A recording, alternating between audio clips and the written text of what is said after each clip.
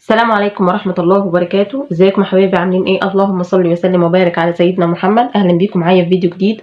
النهارده الفيديو بتاعنا الميزانية.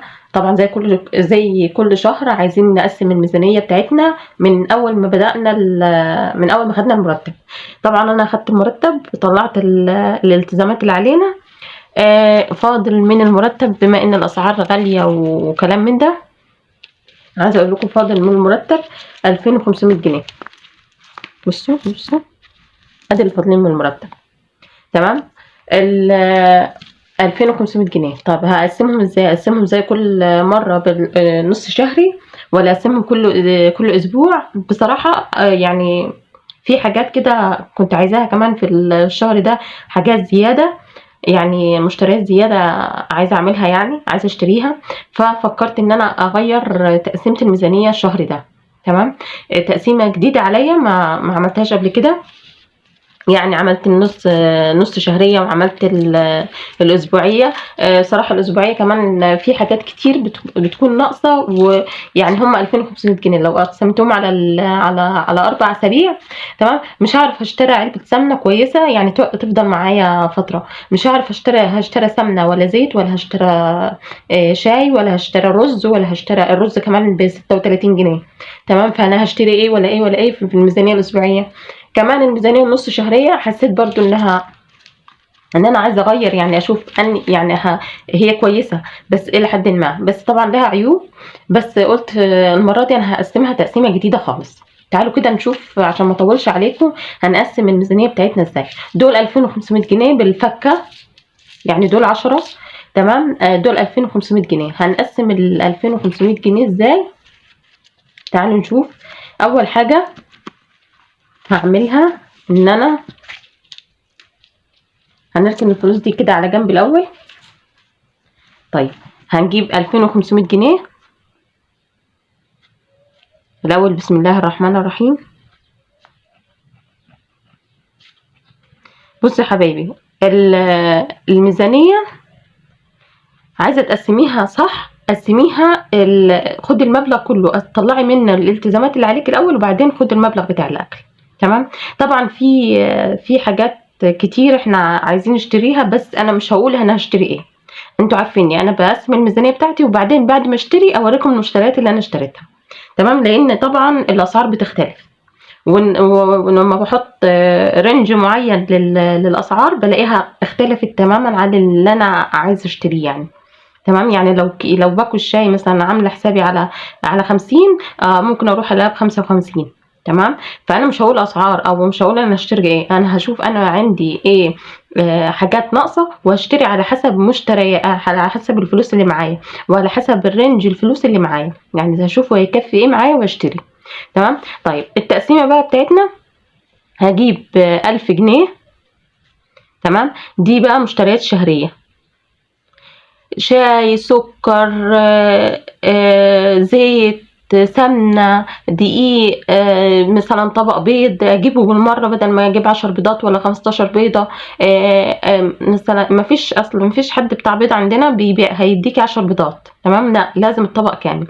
تمام. فعشان كده برضو فكرت ان انا اشتري المشتريات الشهرية بتاعتي كلها. تمام.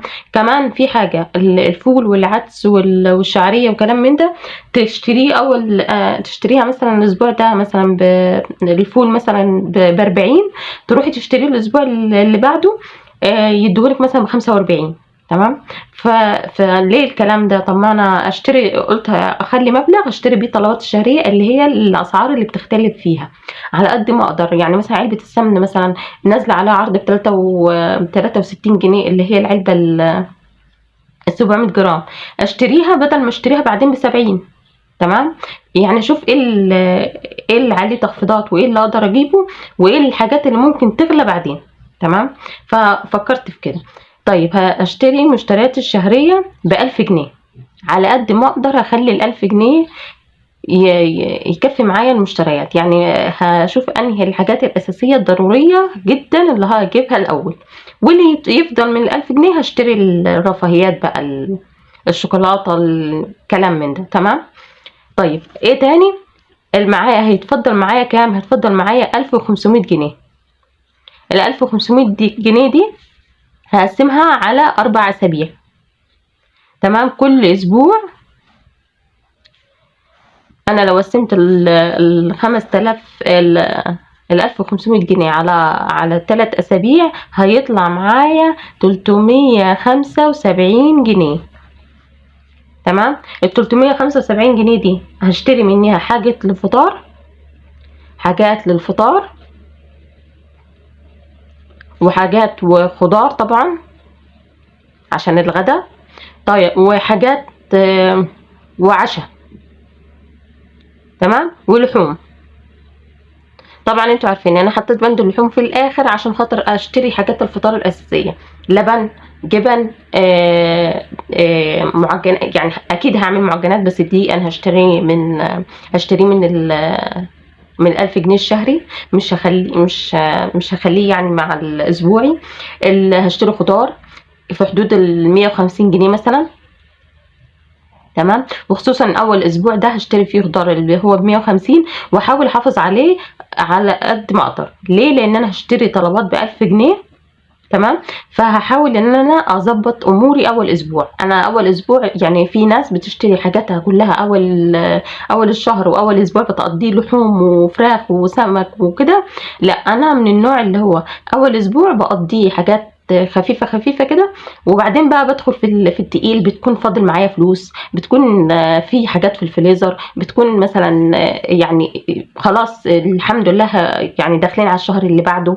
لان ممكن انا فلوس الاكل زي اي واحده، زي اي ست بيت يعني تحصل عندي ظروف، فاطلع من الفلوس بتاعه الاكل. ويعني مثلا بعد الشر بنتي تسخن، مش عارفه، ابني مثلا ضرس وجعه الاسبوع اللي فات، قلعته له، كلام من ده بتحصل. واحيانا كتير مش بيكون فاضل حاجه من المرتب اصلا، فبتضطر ان انت تاخدي فلوس من الفلوس بتاعه الاكل. فاحنا بنعمل التقسيمه دي، وبحاول على قد ما اقدر ان انا اول اسبوع كده اقضيه خفيف عشان خاطر اعمل حساب ان انا لو حست معايا حاجات تانية. طبعا في ناس ربنا يبارك لها يا رب بتعمل الميزانيه بتاعت الاكل لوحده والميزانيه الطوارئ لوحدها. بس انا كنت عامله كده في الاول يعني. تمام. بس دلوقتي بصراحه هو المرتب اصلا ما فيهوش حاجه للطوارئ. لا، ده احنا يا دوب نمشي نفسنا بيه. يعني ممكن ندخل يعني عادي جدا انا ادخل. لو تلاحظوا ان انا بعمل ميزانيه واجيب مشتريات وكلام من ده، وبعدين مش بكمل يعني باقي الفيديوهات معاكم لاني احيانا بشتري حاجات بسيطه ما تستاهلش ان انا اعمل فيديو عشانها. فاهميني؟ يعني حاجات اقضي بيها الاسبوع. ف يعني هطلع اقول لكم ايه، هطلع جبت مثلا كم حاجه كده بساط. لا، بحب اعمل فيديوهات مشتريات، خصوصا لما بدخل على اليوتيوب واشوف كميه مشتريات حلوه الناس بتشتريها، فالله يبارك لهم يا رب وما شاء الله عليهم. فعشان كده انا يعني بحاول على قد ما اقدر ان انا اخفف. لكن انتوا عارفين ان اللحوم انا بخليها اخر بند. تمام. طبعا هشتري لحوم، بس انا الاول هشوف ال1000 جنيه هجيب لي ايه، وال 1500 جنيه هقسمهم. يعني هطلع 1000 جنيه دلوقتي عشان اشتري بيه الطلبات الشهريه. تمام. عشان خاطر دول كام اهو، 1000 جنيه اشتري بيه طلبات الشهريه. هشتري بيه بقى منظفات، هشتري بيه مشروبات، هشتري بيه اخليه لوحده كده، هشتري بيه يعني اي حاجه، رز، شعريه، لسان عصفور، فول مدشوش، فول عدس بجبه، كلام من ده. تمام. اما الاسبوع وهشتري برضو، هحاول اشتري طبق بيض من 1000 جنيه عشان اخليه برضو عندي في التلاجة. تمام. الدقيق مش هشتري دقيق كتير، هشتري حوالي 2 كيلو، وهشوف انهي هايبر عامل عليه عروض عشان نشتريه. لان انا عندي دقيق التومين بتاعي الشهر اللي فات كان حلو قوي. تمام. ونضيف وابيض خالص زي الفينو يعني كده، وفي العرق بتاعه حلو قوي. فعشان كده مش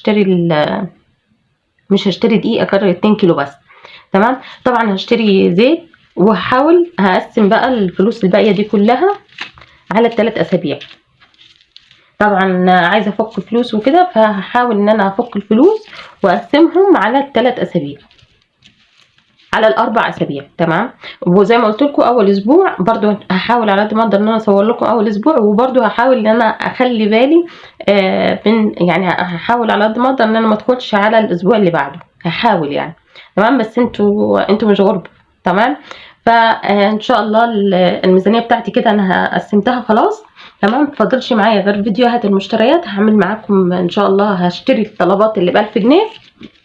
تمام.